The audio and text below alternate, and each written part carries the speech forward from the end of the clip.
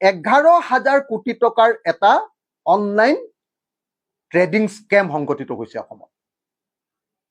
এই যে কিবা বিশাল ফুকন, এই যে কি বৰ্মন, দীপাংকৰ বৰ্মনৰ কেছটোত 7,000 কোটি টকা, বিশাল ফুকনৰ কেছটোত 2,000 কোটি টকা, 7-2-9, আৰু বাকী গোটেই অগৰং বগৰং গোটেইবিলাক ধৰিলে টোটেল হৈ গ'লগে 11,000 কোটি টকাৰ কেলেংকাৰী।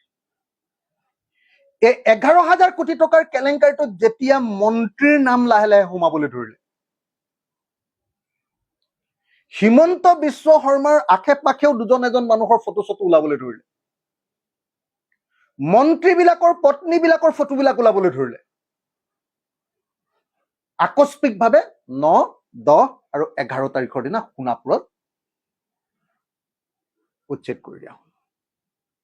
আৰু এইটোতো সকলোৱে জানে যে অসমত কিবা এটা যদি চৰকাৰ বিৰোধী কিবা এটা যদি মানুহৰ প্ৰতিবাদ আহে, লগে লগে এটা ঢোল আছে, সেইটো হ'ল মিয়া ঢোল।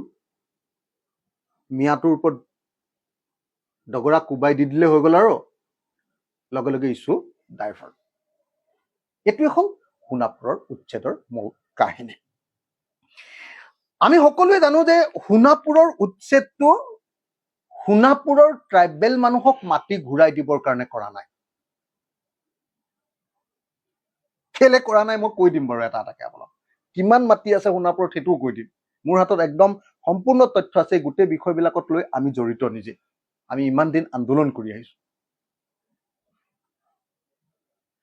আপোনালোকে যদি সঁচাকেই হিমন্ত বিশ্ব শৰ্মাই সোণাপুৰৰ ট্ৰাইবেল মানুহক ইমান ভাল পায়,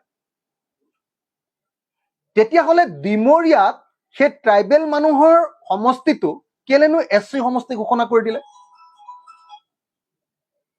মই এটা বেছিক প্ৰশ্ন কৰিছো দেই।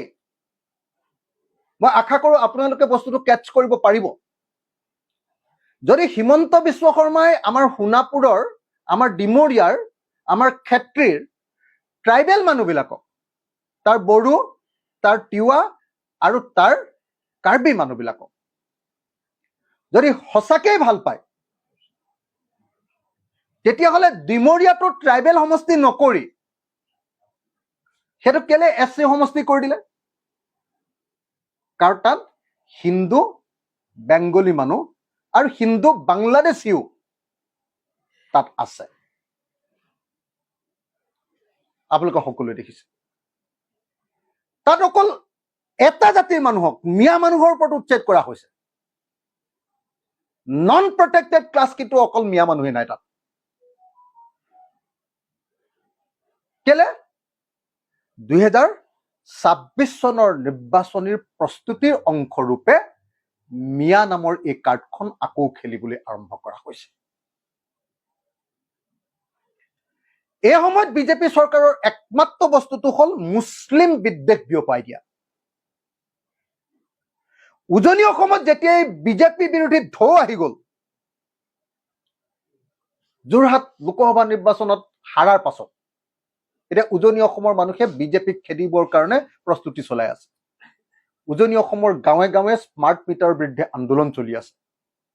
উজনি অসমৰ মানুহে বিজেপিক এতিয়া ঘৃণা কৰে।